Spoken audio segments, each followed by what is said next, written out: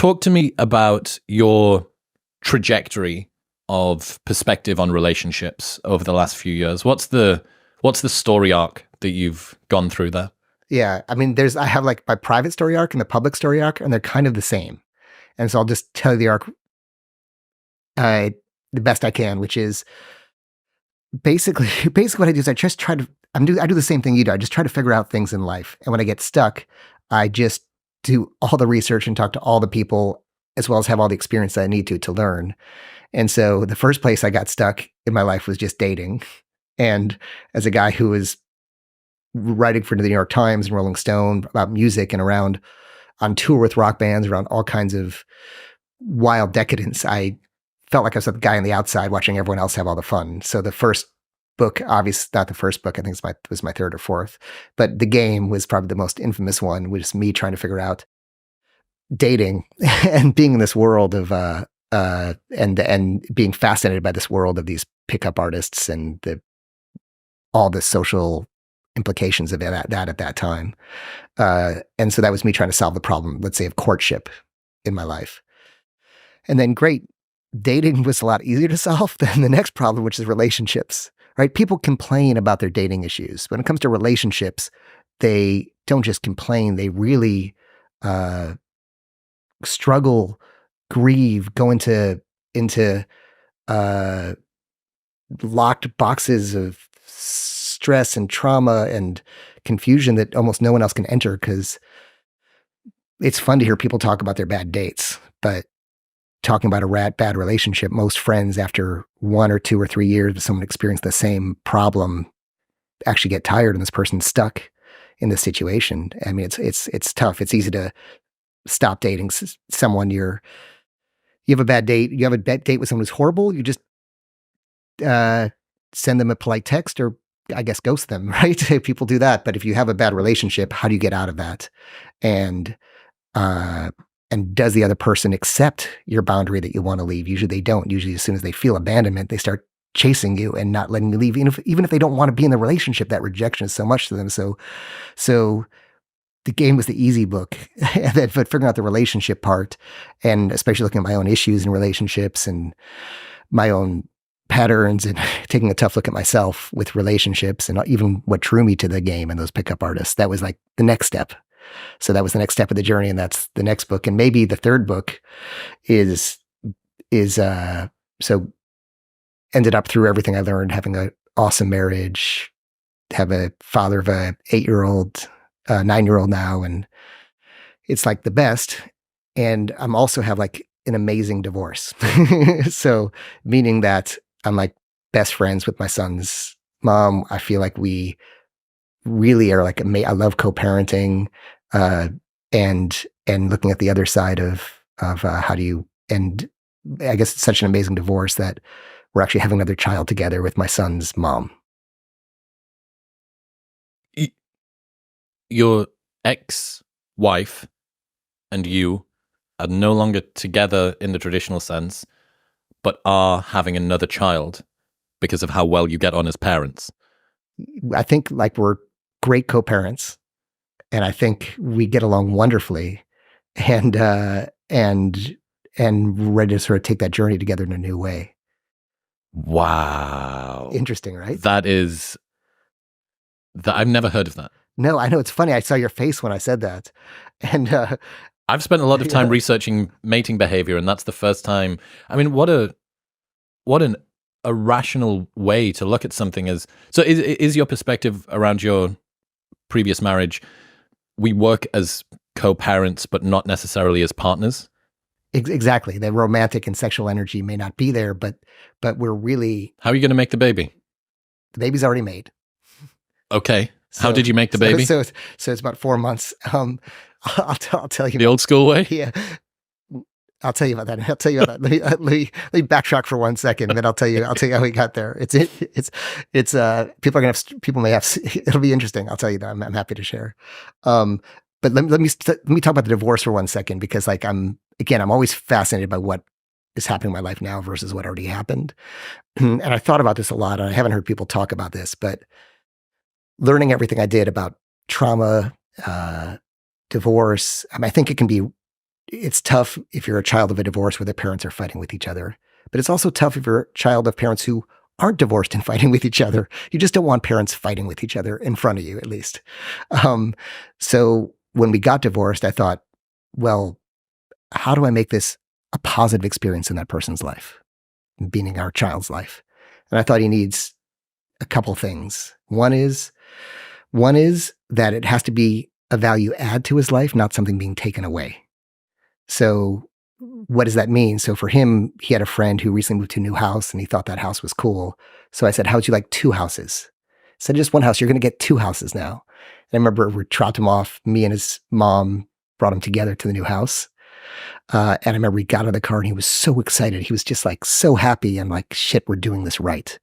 Like, I think the mistake, and again, there's nothing wrong with it. People do the best they can, is when you sit the child down, you prepare them for bad news.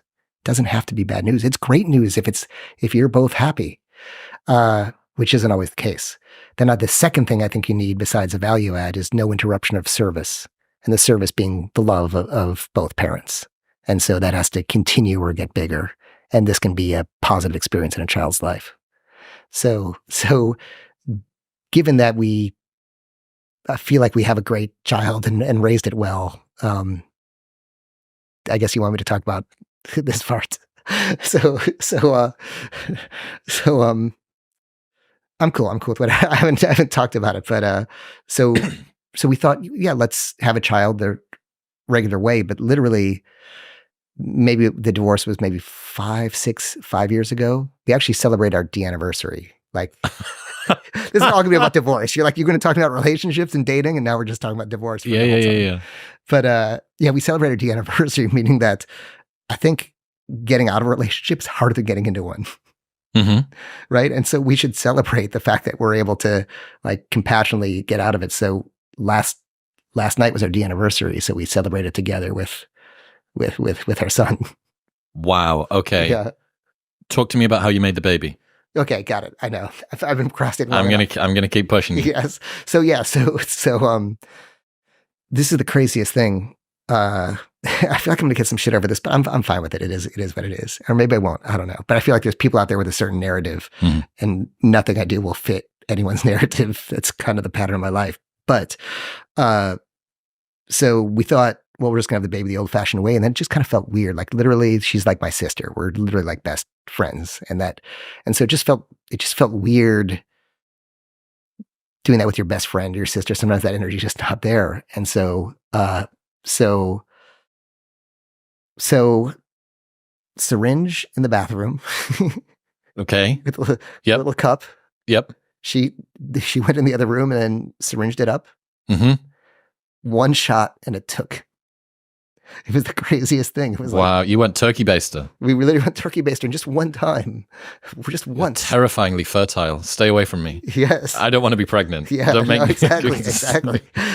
But it's crazy. But it made me realize how easy it would be for somebody to just get themselves pregnant with your stuff.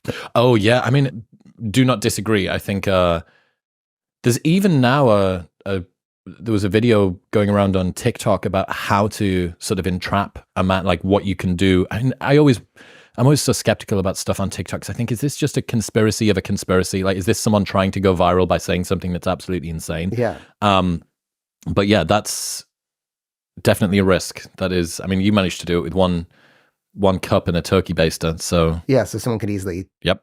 Easily. I just didn't realize to that moment how perilous.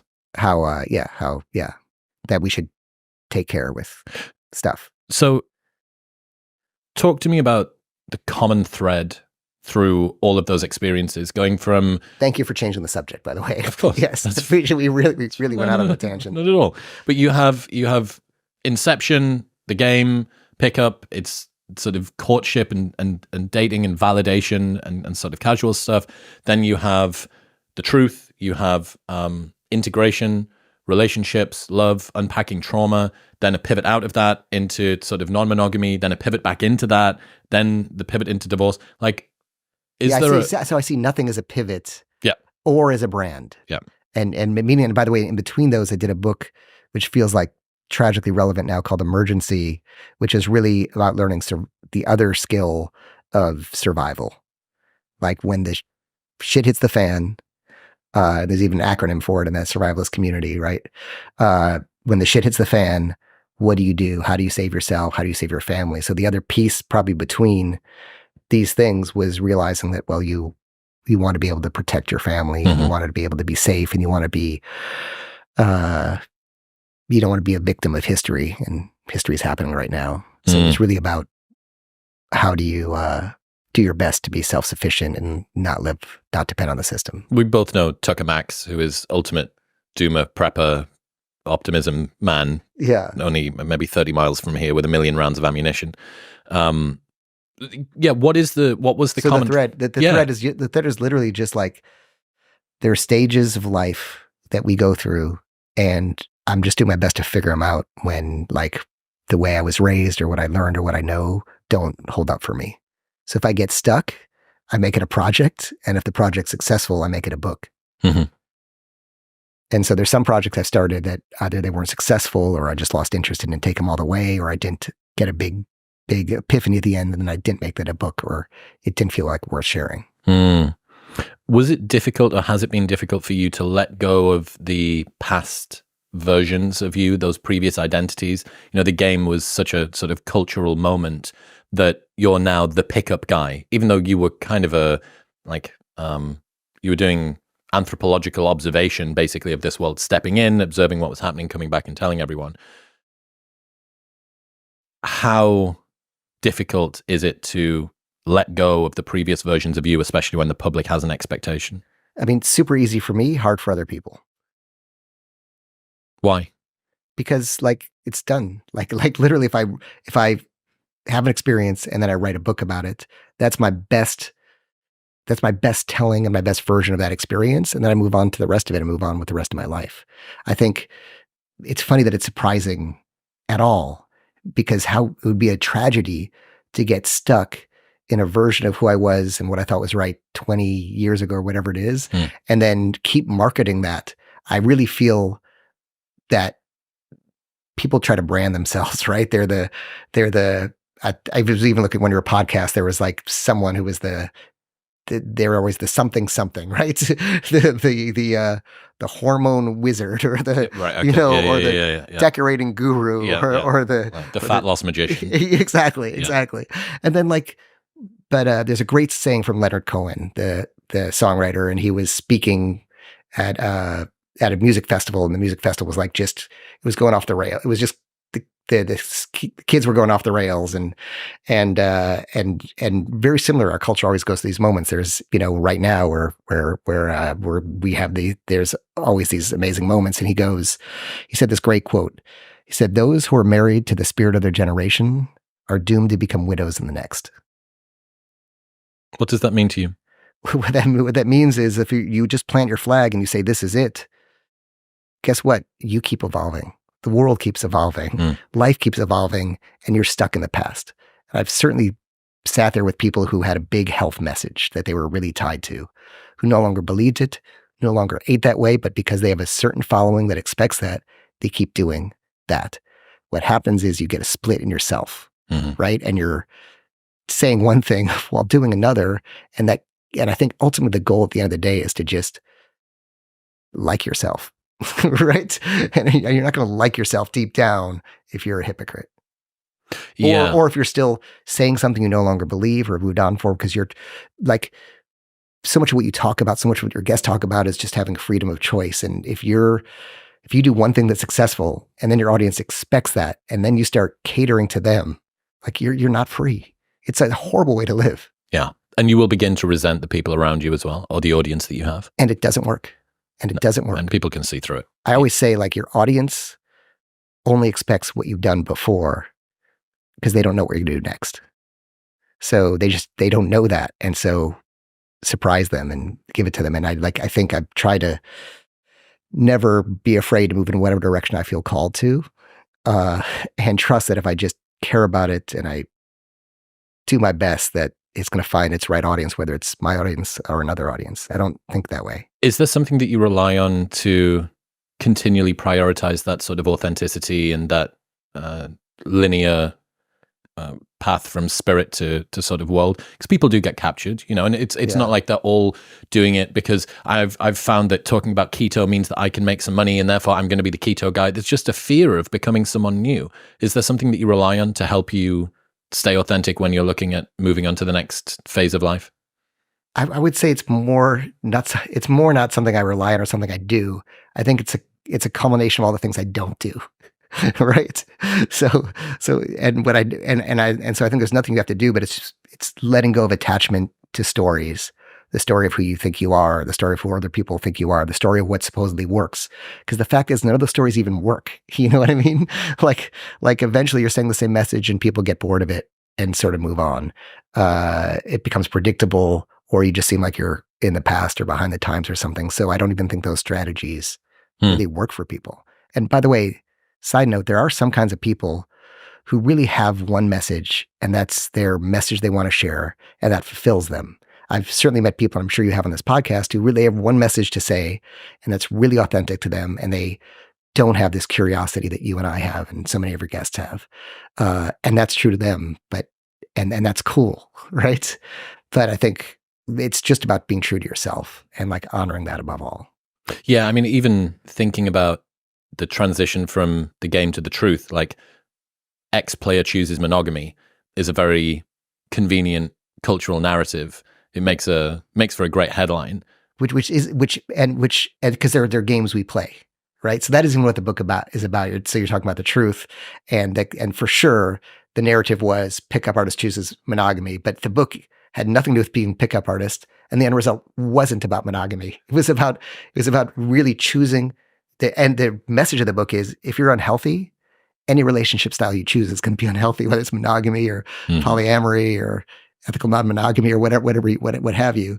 And if you're healthy, whatever you choose is going to be healthy, right? So it's really about and letting go of our attachments to this is right or that is right. In other words, you can be in a relationship and it can evolve, and you might decide maybe it's time to evolve and open it up, and maybe it's time to shut it down and really be committed to each other. And I think a relationship is a negotiation and a discussion. In other news, this episode is brought to you by AG1. 90% of Americans are not getting the nutrients they need every day to be healthy. Everybody knows that food is always first. Many of us will eat well some days, even most days, but no one has the perfect diet, and science keeps showing us our bodies need more nutrients, and they need this support consistently every single day to build a truly healthy body. AG1 provides daily nutrients and gut health support all in one. No confusion, one thing that works and works for you. People always ask about the price. Let's flip the question. The next time that you're in line for a smoothie or a juice and it says $12, just think about AG1 and ask, which is better value? I've partnered with AG1 for so long because they make the highest quality product that I genuinely look forward to taking every day. So if you want to replace your multivitamin and more, start with AG1. Try AG1 today and get a year's free supply, vitamin D3 and K2, plus 5 free AG1 travel packs with your first purchase by going to the link in the show notes below or heading to drinkag1.com/wisdom. That's drinkag1.com/wisdom. Do you think our current mating culture is at odds with our evolved psychology? Elaborate on that question a little bit.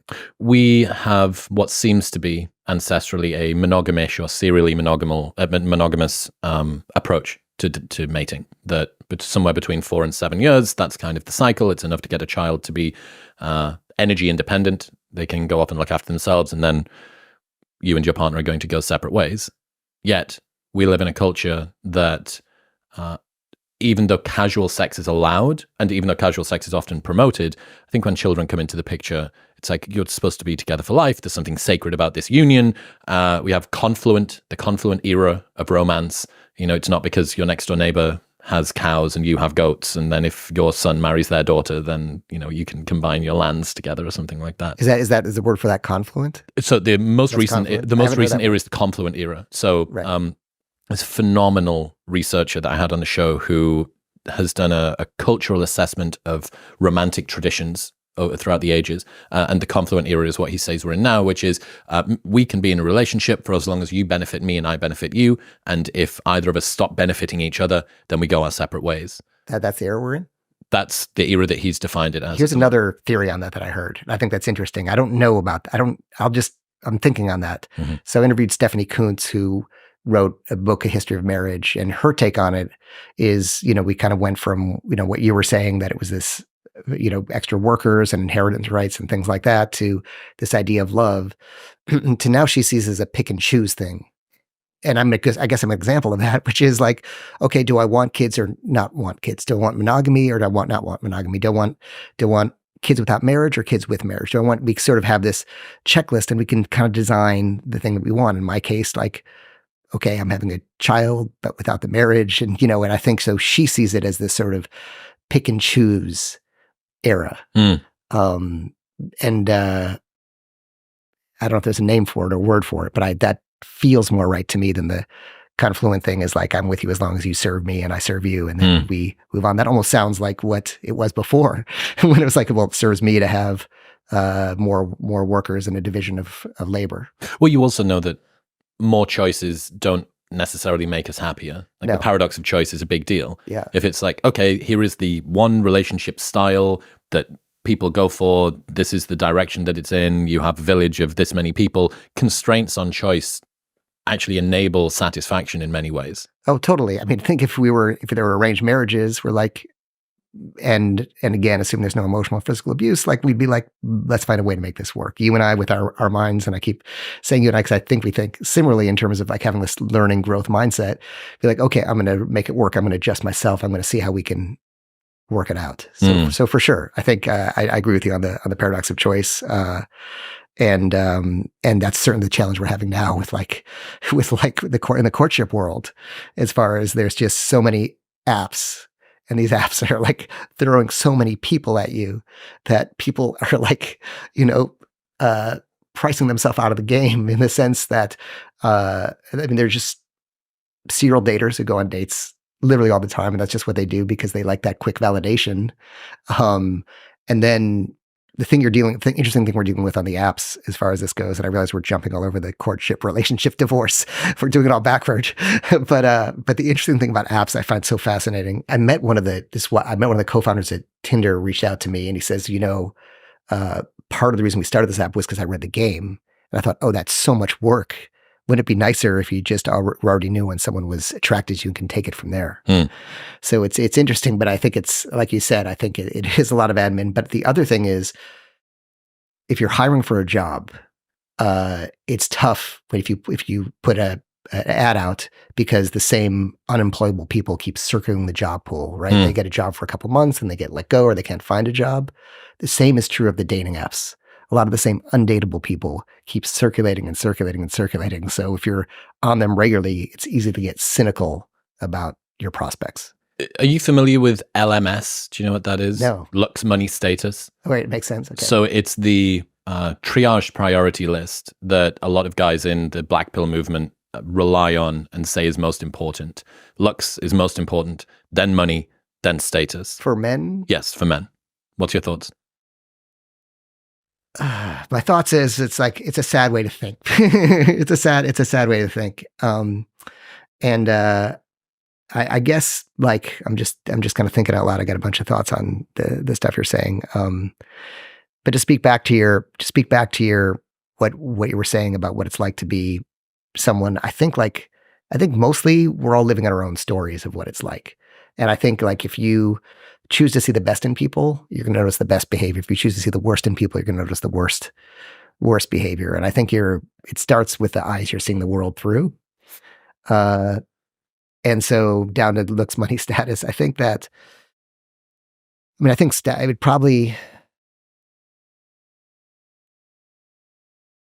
got it wrong. I think that there's that. And how would they define status? I guess I'll ask you. I wouldn't be too sure. I would guess something like popularity. Right. So I would say it's high status behaviors. And I mean, I know this because I went and hacked it in the game, right? As a guy who is not that good looking. And as a guy like who, at least at that time, didn't have any wasn't someone recognized, didn't have a lot, didn't have status, didn't have money, didn't have looks, didn't have fame. We realized, and I also was a guy who, once I wrote the game, I had the people with the most looks, the most money, the most status calling me like this fucking 5'6" big nose, dude who keeps saying and can't even articulate a really clean sentence, calling me for advice. The same shit I thought I was alone dealing with, they were dealing with the same thing. And I think it really goes down to how the story you tell yourself, more than money, looks, and status, and then how you reflect that story. As a simple example, I've seen a lot of people with money, looks, and status engage in low status behaviors, meaning being insecure, being doubtful, not carrying themselves well, not speaking, just always being worried about what others are thinking about them, and whatever those gained for them, they lost it. There's like a troubadour poem that's something about when they were first sort of talking about making romance into art in that era. That's like the eyes go forth to seek an image which they can then recommend to the heart. And so I think the money, looks, and status might get your foot in the door, but after that, it's who you are that enables you to stay in that door, unless you're dealing with someone who has similarly low self-esteem, right? And is just out there looking for a target who has those things because they've got their own wounds. They feel like that gives them safety. I think let's go. Sorry, go ahead. Just one of the interesting reflections that a lot of friends who maybe in the early 2010s were trying to do game and pickup and day game and stuff like that, what they realized was they became quite disenchanted, I think, with the world of dating, because they saw what they needed to do in order to be attractive to women, and then realized the distance that was from who they really were, or what they thought they needed to do in order to be attractive to women, and realized that I can get what I want, but what I want doesn't actually see me. And that distance between the two of I'm having to tell them about the midget fight outside and do my Kino escalation and ignore and do all the rest of this stuff, that I think caused a lot of them to become very disenfranchised and disenchanted with the world of dating. Yeah, I think, a couple thoughts, and to go back. So again, these are like the stories we tell ourselves. I think that there's a learning process, and maybe you learn. If I look back on the game, there's so many different issues around it, negative and positive and everything else. But I see it as a lot of sort of neurodivergent people trying to learn how to socially interact, including myself, right? Yep. And so for me, I needed those little, I didn't know, just tell me what to say and how to angle my body. I was so uncomfortable around people. And then once I learned it, then I could let it go the same way you learn anything, which is sort of learning the rules and then throwing them out. Yep. So second, I got 3 points to make. Again, these topics are so interesting, right? Second thought is that another perspective on the LMS thing you said, which the second perspective is people don't know what they want. So what they want are the things behind that. So a way to think about, for example, it used to really hurt my self-esteem when I read personal ads and everyone wanted a guy who was 6 feet and taller. How tall are you? 5'10". Okay, that's great, right? I'm 5'6", maybe 5'6.5" at a stretch, right? And it took me a long time to realize that it wasn't height that they were looking for. What they were looking for was safety. I want to feel when maybe let's just say what does money represent? Money represents that some degree of security, competence, and competence. That was the word I was looking for. Exactly, competence. So if you look at the reasons underneath these and you embody the reasons underneath these, which anybody can do, the other stuff doesn't matter. Yeah, I think that's where the sort of disenchantment came from, which was not feeling like you had the actual foundation, realizing that you could create the glitzy sort of mystique. Like, you do not need to see how much money I have. You do not need to see how much money I have. And then going, oh, I can get what I want by pretending to play this game. And deep down, I still don't feel like I'm worthy of it. I don't think that they see me. What they see is this persona. As soon as you're saying, I don't want you to know how little money I have, you're like the influencer we were talking about earlier who's promoting a vegan diet while eating meat for dinner. You're creating a split in yourself. So here's the other thing you were talking about is, I think these people you're talking about, the concept of locus of control. Like there's external locus of control and internal locus of control, and I'm probably gonna get these wrong, so apologies if I do. So the idea is like, are the things that are happening to me the fault of others outside myself, which is a nice thing to believe, right? It's just women are like that, thus I'm opting out. Men are like that, thus I'm just not dealing with that. The world, and so we're just saying we're creating this, it's everybody else's fault, so I don't have to change. I can just hate on them, right? Or B, the way I am and the way I think you are, is that like, this is going on. How can I do better? How can I change? How can I be better? How can I understand? How can I be empathic? And like, it's a lot more work, but man, you're a lot happier. Yeah, I think the benefit, from the cynic's perspective, the benefit of never trying is never having to feel the pain of failure. Yeah. I came up with this idea called the cynicism safety blanket, which is basically that. That's why it exists. It's sour grapes at an existential level. Yeah. And so I notice myself, if I ever start to, and I don't even do this anymore because I stopped it.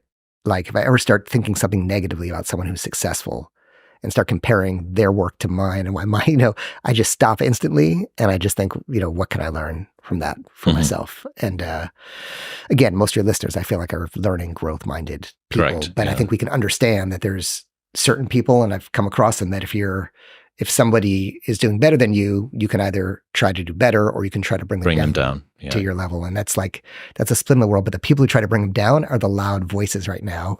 Correct. In the culture. Correct. So do you still run a men's group? I did for a while, and now I just sort of do. Not really. Okay. Yeah. But you've been tangential to men's worky. Yeah. I'm in a men's group as a participant. Yeah. Yeah. Okay.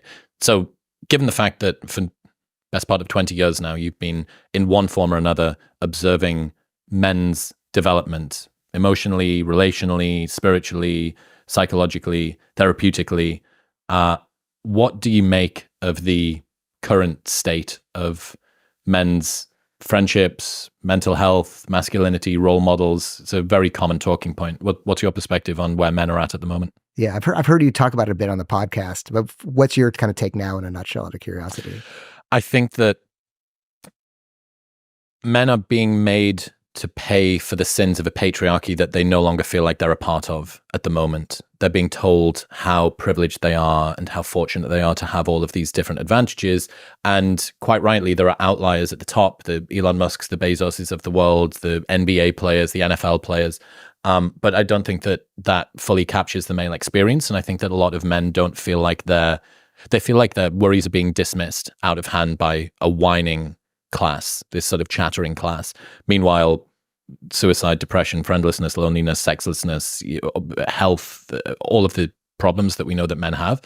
And I think that it's making them feel quite embittered toward the world, because what they're saying is, I'm suffering and you don't care. So fuck you. I'm not going to play your game. Right. And now who in this story is you? Who in that story is me? No, you don't care when you're saying you, who is the you? This might get to the point I was thinking of. The world. Yes. Okay. So I think we have this split that we think the world is this stuff we receive, from our devices and from our computers. and that's a game we don't want to play. So there's an unhealthy game of thinking that the voices that are loud online and the TikToks that get fed into our feed and the tweets we see are somehow the belief of the culture. And it can really mess us up. And I've seen you had on the podcast the woman who did that wonderful J.K. Rowling podcast, and there's somebody who literally she just got sucked into this hole, and she's now living her life out of her trauma. That was, again, I'm just really talking about that. You can get taken off course by just listening to these voices and thinking that the culture thinks it or people think it. It's just one of many stories out there, but and I think it can get confusing if you have less of a grounded sense of self, or if it plays into your personal trauma. Well, I think the problem that a lot of people, especially young people at the moment, are facing is that their experience is the internet.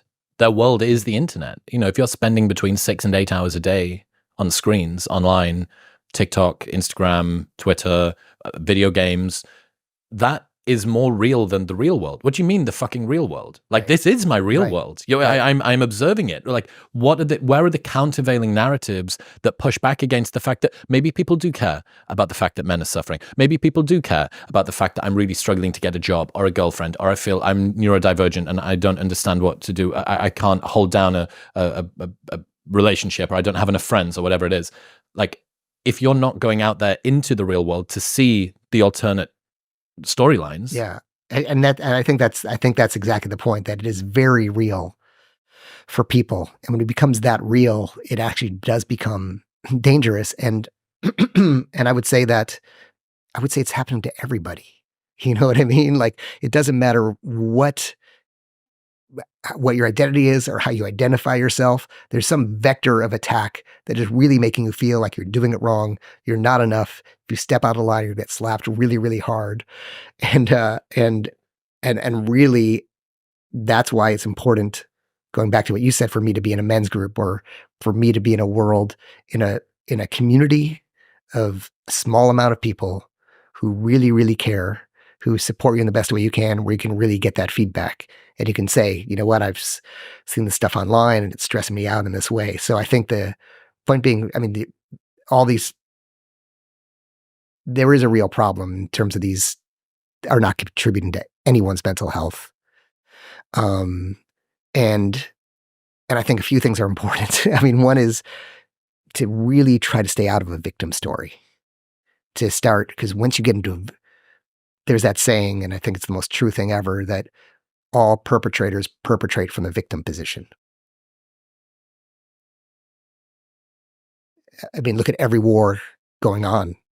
And the main thing is there's a victim. I'm not saying that whatever's right or wrong, but all sides are the victim, right? Mm-hmm. You know, that's an interesting point. Whether Hitler was in encirclement, Putin was encirclement, right? We're surrounded by enemies. We're the victim. Like, so we perpetrate from the victim position. So like the first step is, if you really want to get any reality on it, to stop and get out of the victim story, because this is when people start, that's where that leads to the hate, or that makes it okay to sort of perpetrate. But we can't say there are all these variables around us. And how can we curate these variables so they help us? And I do think it's insane. It's wild to me that all these companies that pretend to care about people don't have that algorithms working to actually help people versus market to them. Like, I would love something, and it's to the way the system works and capitalism works, but what if the algorithm was not like, what can we sell you or what can we market to you, but like, how can we improve your mental health, right? How can we make you, and I think that would help the world and actually create better consumers anyway.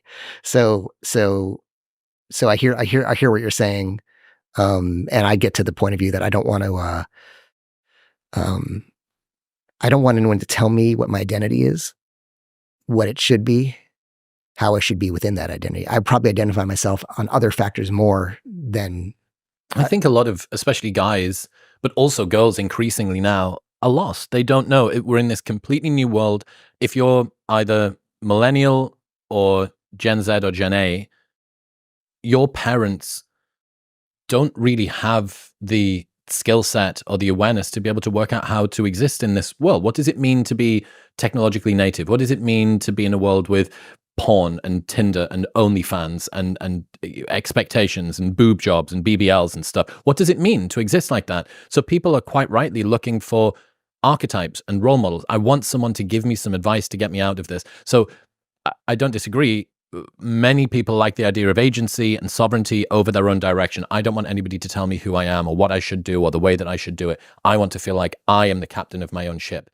And yet, there are people who also need some fucking guidelines. How am I supposed to exist in the world? What does it mean to be confident? Where does my self-esteem come from? Where should I seek validation and not seek validation?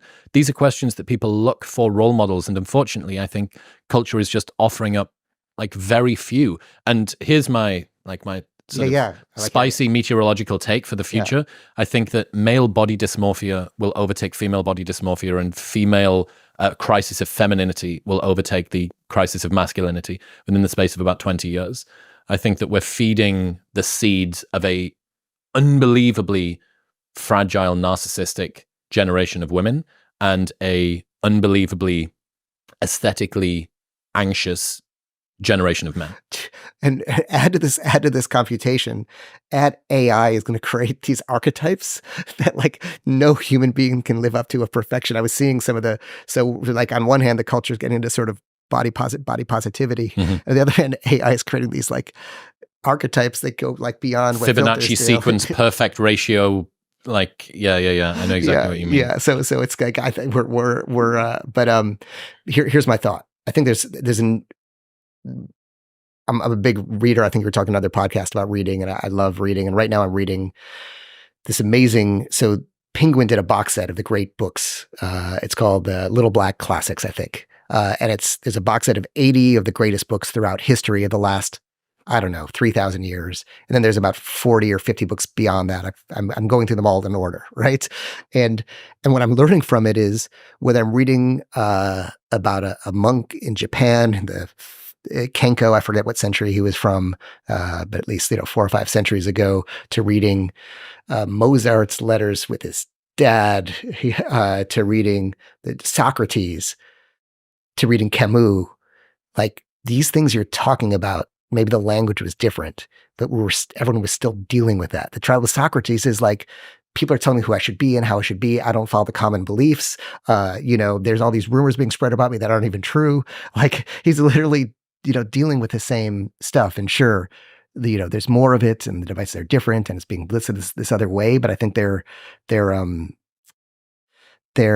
this human nature and these problems we dealt with. Like there is a timeless quality to them, even though they seem really unique generationally.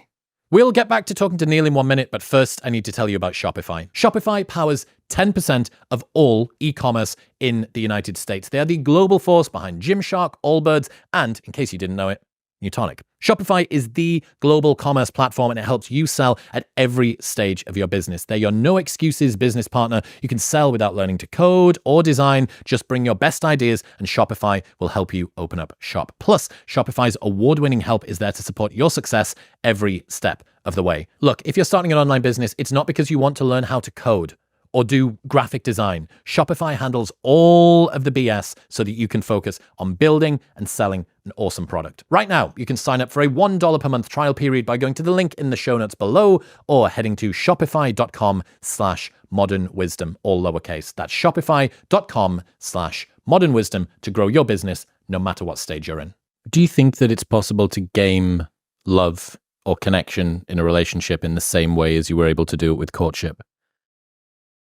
I think the short version of the answer is and by the way, what are your thoughts on that, by the way? Because I know we have a different thought, because I noticed you switched the topic, which is fine. We can go to that. What are your thoughts on the idea that, and I can give you I think if someone reads Albert Camus' Create Dangerously, for example, he literally complains about some of the things about some of the things that people feel like they're uniquely complaining about now. Like some of the lines could apply to today. Or I just think there's probably a set of everything I read, and I can send you some of these excerpts. Like I'll mark things that literally sound like it's people talking about perennial problems. But what are your thoughts? Because I think you see it we're in a unique cultural crisis of masculinity and mental health. Well, I think from the gaming level long-term connection thing, it seems to me that more people are beginning to wake up to the fact that they probably don't want to sleep around indefinitely and kind of be in this weird Tinder admin, like liminal purgatory for the rest of time. That probably doesn't sound like fun. But no one really talks about love in relationships. Even a lot of the evolutionary psychology stuff that I've dug into, and I know that you've looked at as well, it speaks in a very sort of sterile, transactional way. It's mate value and it's offering for status and protection and resources over fecundity and age and fertility and blah, blah, blah. And no one ever talks about the actual felt experience of being in love or what it's like to be attached to somebody else and be dependent on them and be in union with them and do things that make each other feel good and stuff like that. It's always a very dispassionate look at what's the ledger, what's the balance sheet of this. And at least as far as I can see, I think that you can quite easily game attraction but it is much more difficult to game connection. And when you say no one talks about love, you mean like, what do you mean by that? Well, look at the dating advice that you see that's online. Right. Like how much of the dating advice talks about this is what it feels like when you're head over heels besotted with a guy or girl partner, and this is how you can handle the emotions that come up of jealousy and uncertainty and anxiety and fear of being left and all of these things. No one ever wants to talk about that because it seems in a modern world where we can predict the weather and we can send rockets into space and we've conquered bacteria and we've got a theory of disease and we've got AI. Love kind of almost feels like God. It's sort of this very unsophisticated, wishy-washy. And are you talking about kind of love or relationships, just in your case? Both. You're talking Both. I think. I just don't think that there's a massive amount of discussion about love or relationships, and how to build them together in a phenomenologically consistent way. Yeah, I guess. I mean, by the way, in my mind, I actually think there's more out there on relationships than courtship, and I guess maybe it just depends on what silo you're in and what you're where's being your fed. Echo chamber? Where's mine? Yeah, what's your echo chamber? Because like a lot of people out there are hurting over relationships. They're hurting over a past relationship they were in where they're just traumatized from the experience, and they're hurting over one they're in and they just can't get out of. They're hurting over one that's should be over, but this person is still in the court system fighting them for their child. They're hurting because they dated a narcissist or, a sociopath or someone with borderline who put them through a living hell and gaslit them and drove them. So there's more pain out there from people trying to figure out the relationship stuff. And consequently, I think more people looking to books and podcasts and experts and healing around that, at least in my silo. Where does the healing... But then the other side of what you're talking about is, then there's a flip side of it, which is there's a love being marketed to us through movies and pop songs that is also not realistic to what our expectations of it, should be.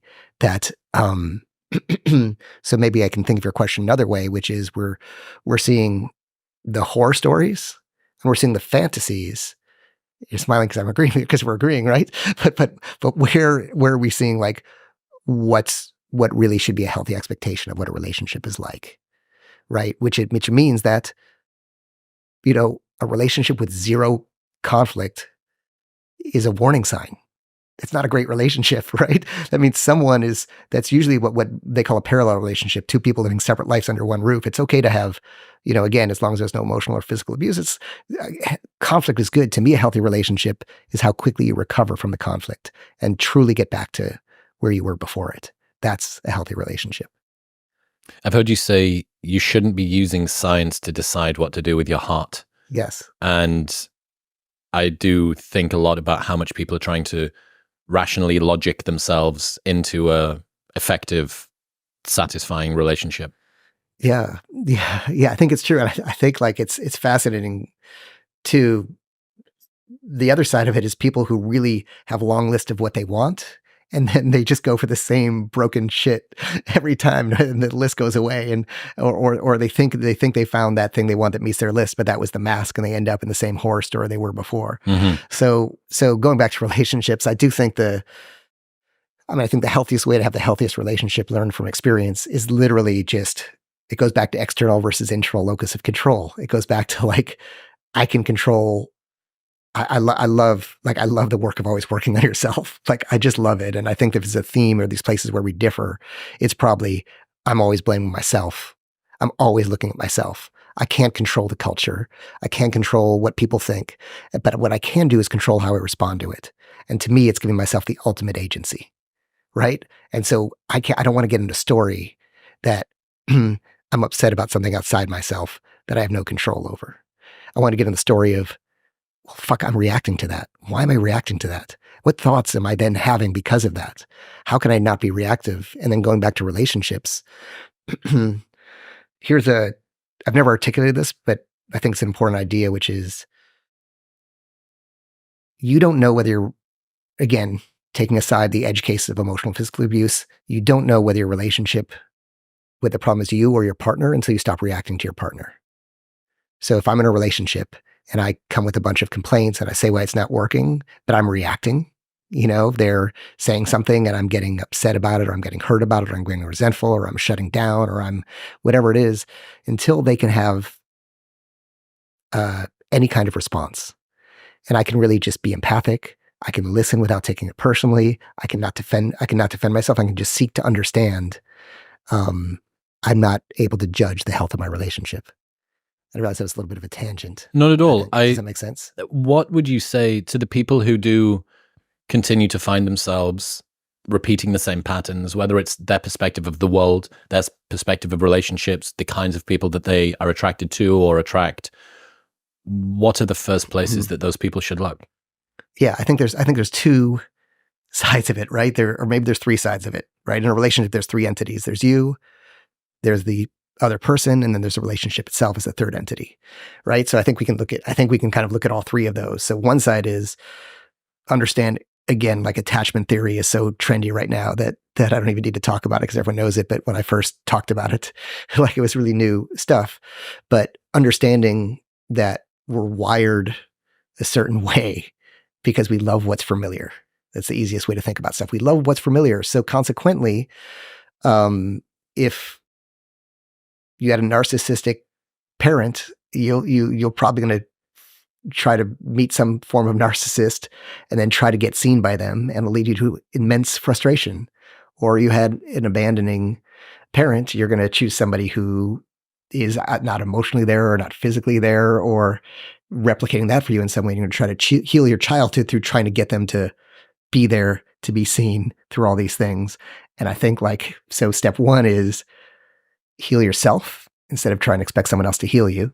So that goes against, what was that word you said about the relationships where we use each other? Confluent relationships. So step one is what's that classic book on self-esteem that Ayn Rand's Nathaniel Branden? He really said about we attract people who are at our level of self-esteem. So whenever someone's, by the way, I hope I'm not throwing too many ideas all over the place at once. So whenever someone, I just love these subjects. They're so fun to talk about. So whenever somebody is complaining about their partner, in my brain, I'm always thinking you're dating them or you're married to them. Like in which way are you and equal? That's not that you're so emotionally mature and your partner's so emotionally immature. You're dating each other. You're attracting your own level of that. Maybe you're the flip side of the same coin, but it's the same coin. So the first thing is raising your own level of emotional health, healing those childhood patterns and wounds, working on the self-esteem piece.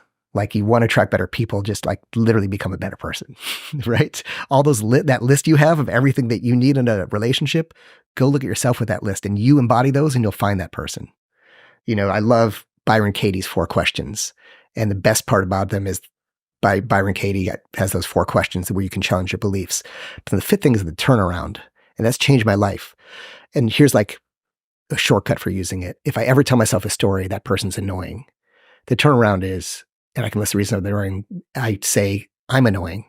Then I can think of all the reasons I'm annoying, right? I can get that my partner's never there for me.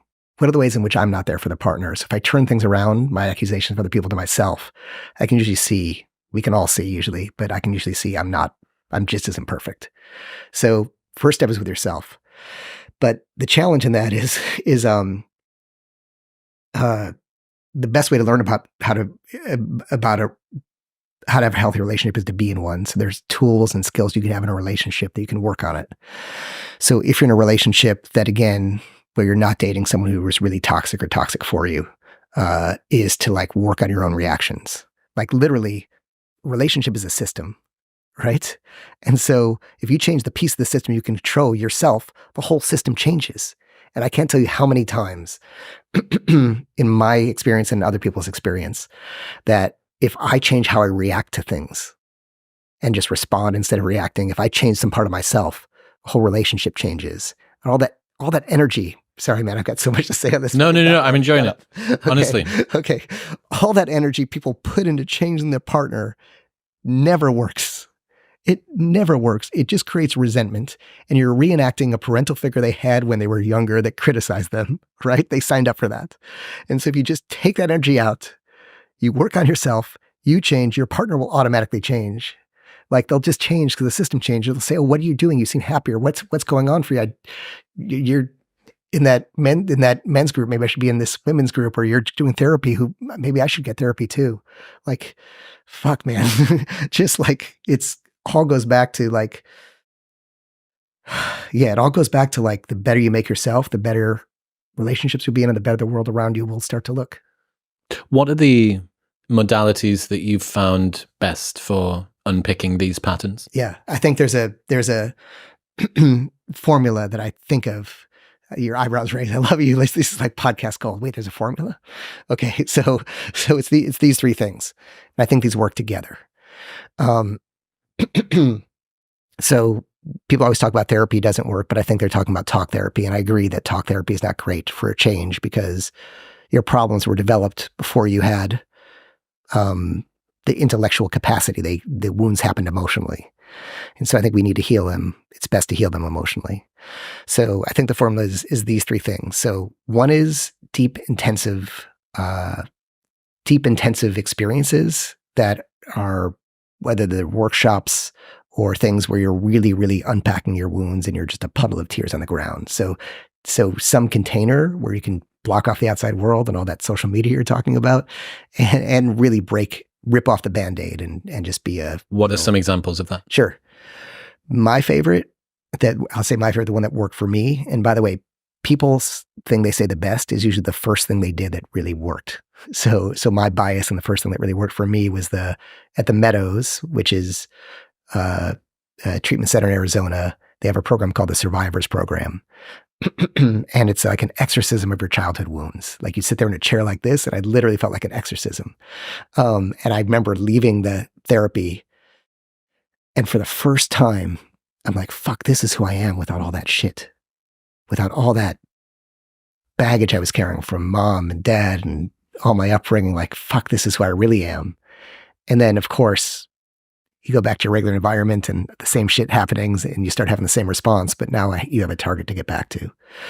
People love the Hoffman process. I think the Hoffman process is amazing as well. The difference is this Meadows is a psychiatric facility and you're getting one-on-one work. The Hoffman process is group work, but it's also amazing. But here's the thing. I think anything you do where the person and yourself both have the intention of really getting better and it's not a cult is going to work for you. Must ensure it is not a cult. Here's how you know it's a cult. It's a cult if part of the treatment involves you signing up other people for the work. Simple rule of thumb. Because I do so much self-improvement stuff, I went to these ones that were culty. It was amazing to see how the brainwashing worked and how effective it was. They like create these loops within the self-improvement teachings that they then pull the strings on months or years later that get you to follow it like a robot. It's unbelievable. How interesting. But we had one more thought. Sorry, man. No, keep going. We've got 2 more stages to get through. Okay. So this therapy at the Meadows is called post-induction therapy, speaking of cults. And the idea is that your childhood is like a hypnotic induction. Your childhood is a cult. Nice. Is that I got to show you a drink. By get the way. Get it in yes, there. Okay. A little bit more energy. This is how you get these 3-hour podcasts. That's correct. So your childhood is a hypnotic induction, or you're being indoctrinated into a cult. And the cult is whatever your parents believe, right? We all grew up, and so the post-induction therapy is unbrainwashing you from this cult you're in for the first 17 years, which I love. What was that? Can you just briefly describe the process of, was it like acquisition and pruning that happens in the brain? I've heard you talk about that before. Yeah. So I'll tell you what, I'll hit the 2 other things and we'll talk about Come back to that. Okay. So first one, just to round out that first stage of your 3-step process to becoming the ultimate human. Okay. Deep intensive workshop, like, just 1 or 2 a year where you're just emotionally kind of where you're going through some sort of emotionally purging experience. And what are the principles of that modality? That it's something which is emotionally intensive? Yeah, and multiple days. Yep. And in just a sort of safe container. Understood. Okay, there's one. Meaning that simply you're just trying to let and then as everyone who's ever been to an amazing seminar or workshop knows, You get that high, post-seminar high, and then you go back and do the same old shit, right? So step 2 is maintenance, meaning we get this change and our brain gets set right. We go back to our world and the same stuff is happening. The brain starts to go askew again. So I want to talk about the men. So some sort of weekly accountability, so you can just keep being reminded of what direction your boat should be pointed in. Here's an awesome thing about these men's groups, and like I really, and I'm actually not saying go on Instagram and find somebody who's starting a men's group, and join that. What I'm actually saying, when I say men's group, what I did was I took 5 or 6 people about at my level of work, some people and we're at the same place. Maybe we're have kids or marriage or divorce, whatever it is. And then we all chipped in for one therapist. So this is really affordable. It's cheaper than individual therapy. And group therapy has been like studied to be more effective. But what's amazing about group therapy is I can say you're the therapist and you have a point of view. I can just say, well, he's wrong. He doesn't know me. Like that's just his opinion and how he was learned, how he was taught. But if it's you and 4 other peers who I recommend and they're all saying I'm wrong, like I don't think you guys are right, but you're all saying it. So there must be something there for me to explore. Nowhere to hide. Yeah, nowhere to hide. And with a group between your weekly sessions with a therapist, you can stay in touch with the group. Mm-hmm. So I strongly recommend it. It's and you need the therapist there just for the accountability. So you don't go off on some. It just becomes a bro evening. Yeah, it becomes a bro evening, or you just start reinforcing some unhealthy behavior. In other news, this episode is brought to you by Momentous. You might have heard me say that I took my testosterone from 495 to 1006 last year. And 2 of the supplements I used throughout that were Fidogia agrestis and Tonkat Ali. Hey! I first heard Dr. Andrew Huberman talk about the really impressive effects, which sound great, until you realize that most supplements don't actually contain what they're advertising. Momentous make the only NSF-certified Fidogia agrestis and Tonkat Ali on the planet. That means that they are tested so rigorously that even Olympic athletes can use them, and that is why I partnered with them. So, if you are not performing in the gym or the bedroom, or you just want to improve your testosterone naturally, Fidogia agrestis and Tonkat Ali are 2 great places to start. Best of all, there is a 30-day money-back guarantee, so you can buy it completely risk-free, use it, and if you do not like it for any reason, they will give you your money back. You can get up to a 32% discount on everything site-wide with the code ModernWisdom by going to the link in the show notes below or heading to livemomentous.com/modernwisdom. That's livemomentous.com/modernwisdom and Modern Wisdom at checkout. Big change workshops. Yep. Around about 1 to 2 a year. Yeah. Or for whatever, we have 1 or 2 a year. Mm-hmm. It could just be 1 every couple of years. Mm-hmm. I think Vipassana retreats are probably great. I haven't done that thing where you hole up in a solitary confinement therapy. A couple of friends have done that. Do they like it? Mixed bag. Okay. I mean, whether it's a darkness retreat, whether it's Peter Attia did, I think, 3 weeks of daily psychotherapy, which was basically like him being sort of locked in a. He was adamant after 2 weeks. I'm done. I'm completely sweet, and they were like, "You're not done." Right. And he got real frustrated, and then sure enough, like day 19 of 21 or whatever was the day that everything happened. Wow. But yeah, there's a lot of these sort of intensive retreats. Then a men's group or some kind of circling group, some sort of like talk accountability. Mm-hmm. So weekly therapy or just a group. It doesn't have to be a men's group or women's group, can be whatever group. And the third thing is tools to use when you're in the moment of crisis. Meaning, okay, one simple tool is like, say, reparenting. So my issue in relationships was enmeshment. I had a really dominant narcissistic mom, as by the way, a lot of people who were on that pickup artist seduction world did. So a lot of the idea behind that is I was suffocated by the overpowering feminine. I never want to be victim, go back to that story, of the feminine again. So I'm going to learn a way to empower myself. So that's besides the neurodivergent narrative, that's another group. And out of curiosity, what was your mom situation? No, I wouldn't have said narcissistic. Mm-hmm. Introverted. I tried incredibly hard. I'm an only child, so an awful lot of care and sort of precious attention placed on me. Yeah. So besides narcissism, there could be a super anxious or super depressed parent would also sort of be enmeshing, because then their needs come before your own sometimes. What is enmeshment? Oh, really? Okay. Yeah, this is like the most important idea. So I'll do it. I'll finish the third thing and then I'll do enmeshment, and then there's another thing we're going to get back to. Yep. No worries. It's funny. I was like, are we going to... We're not going to run out of stuff to talk about. I know. We're going to have to stop at some point. But again, like... tools to use in a moment when you're in crisis. Yeah. And by the way, I want to say one thing, pay you a compliment, which is, when I listen to your podcast, you really let the guests talk a lot, as you're doing so nicely to me, but you're also really like connected and engaged and care about what's being said. And it's a wonderful balance. I was a little nervous because I love conversation dialogue that's connected, like we're having. And like just, and you do a great job of really thoughtfully listening and letting your guests go on for a while. Not at all. I'm continuing to draw it out of you. You're a font of interesting things. So let's keep going. Okay. So the third thing is tools to use in the moment. So meaning that, let's say I learned that I was suffocated by the overwhelming parent. So when Ingrid, my wife at the time, my ex-wife, future of my mother child. Ex-wife, future baby's mom. I don't know what it is. This is definitely the next book. Whatever this is, this is the book. Yeah. It's the next stage of the life journey. So conscious recoupling. It's so fun. It's so funny. It's going to be a thing now. It's so ridiculous that something's conscious reparenting. Yeah. So the reparenting thing is when we get, triggered or reactive at something our partner does. Funny that I said parent, because we're reenacting something that comes from our parents. So they're critical, or people make up, my partner's making me do this. They're not making you do anything. They're not making be monogamous. You can literally do what you want. They're just consequences. No one's making, it's all a choice. So anyway, anything we react to, we can stop. And so the tool for me was, even if she was hugging me out of love, I'd feel just suffocated by it, because my mom's love was so needy and it sucked the life out of me, right?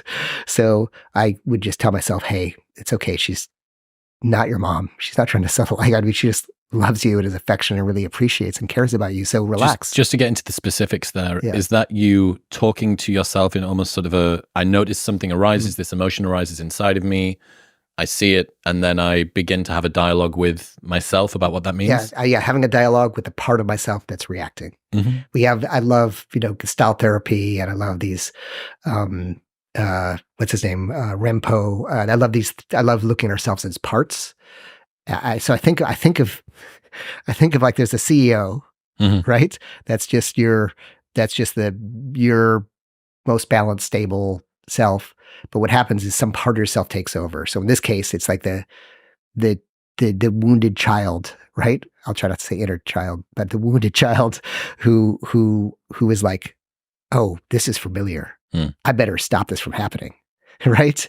And then your executive function, your CEO, your admin, as you say, says, hey, it's okay. I got this. You can relax. She's not your mom. She's just... But you need to notice that arises and step in. This is something I've been thinking about more. I'm doing my first sort of big pass through therapy. And I've done a lot of time doing mindfulness. Right. But I actually found that a strong mindfulness practice caused me to let go of emotions before I actually looked at where they came from.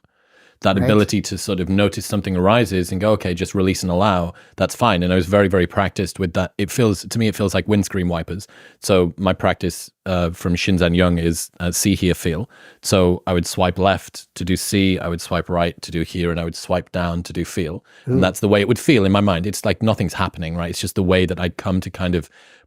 I love that. Feel it. I love that. That's really good. That's really good. And what I noticed, and what I've noticed since spending a bit more time trying to integrate emotions and thinking about where patterns come from and stuff like that, is that the mindfulness practice was fantastic at making me more effective. But because it allowed me, the emotions sort of flowed through me like a filter or something like that. There was less resistance. They just came up and went out. I never asked the question, why does this emotion continue to come up? That's it. And I love what you said. And this speaks to like, it doesn't actually matter what you do. So whether you're doing reparenting or you're doing see, hear, feel, is that right? See, hear, feel? Yeah. What you're doing is you're widening the space between the stimulus and your response. Correct. Mindfulness gap. Right. Yes. Right. So whatever version of that you do, whatever, that's why like people argue over what method's better. Like literally any method that works is good enough, right? For you, if it's working, just keep doing it. So what you're saying is a great example of the tools. So the 3 steps then are the deep intensive experiences, the weekly or regular accountability, and the tools in the moment. Give me one more tool that you found that's been high value for you. Couple other tools I love.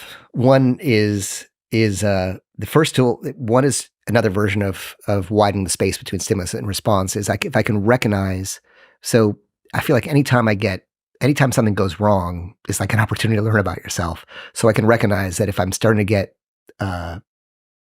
anxious about something or upset about something, especially if I'm in a conversation or dialogue with someone, I feel maybe misunderstood. Right? Often maybe might feel misunderstood. And then I'll keep trying to drive the point into them to make sure they get it. And all it does is irritate them. And then I feel more misunderstood. And then I get more like, abrasive with trying to make this point. And it's just a horrible sequence. So I can see, I'm feeling this sort of like tightness in my heart and this sort of this electricity in my wrist. And that's my sign before my mind even knows it, that I'm starting to get anxious about feeling misunderstood. So then what I'll do is whatever I'm at, I'll just pause and I'll take a break for 1 second. Say I'm on the phone, I'll say, hold on 1 second, I'll be right back. I'll walk away. I say, correct the lie. I'll correct the lie with the truth. Hey, like, you're not being misunderstood. They probably understand you. And it's all good. Just like maybe understand them. Cool. Then I pick up the phone. Sorry about that. So what were you saying? Or if I'm in the conversation here, I'm like a step away to go to the restroom. Let's say I'm a conversation I can't leave, like we're here on this podcast, right?